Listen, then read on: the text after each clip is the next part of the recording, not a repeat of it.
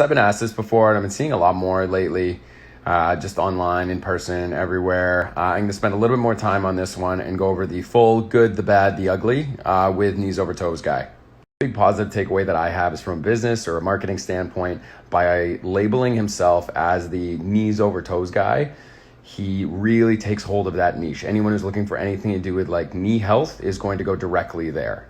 The big thing that he does really well, and this reminds me of, there's a line in the book 0 to 1 by Peter Thiel about what is a commonly held belief that you know to be untrue. When you say something that goes against mainstream belief, you get a lot of attention. The thing he does quite well is he understands how to scale his business.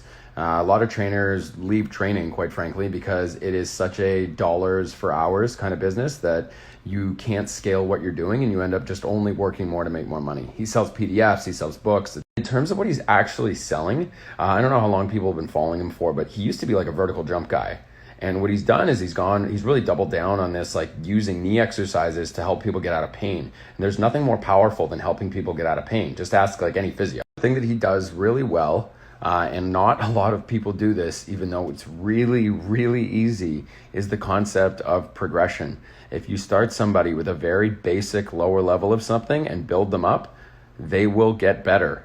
The downsides are that when you label yourself as the, knees over toes guy, all problems are now solved by getting your knees over your toes and going into the most extreme ranges of motion possible, which doesn't always work in every situation. Another thing that happens in kind of the same vein is you get trainers that either they don't know enough to critically think, or maybe they just saw it on Instagram and thinks it looks cool, but this is like all they prescribe their clients now. And it doesn't matter if somebody's in there for general fitness, it's like they're just driving their knees over their toes. I was at Kids Beach the other day, and there's this guy, and he's got 2 clients, and he's got one guy just doing these, just going to town, and then the other guy's just doing these things. Finish on a bit more of a positive note.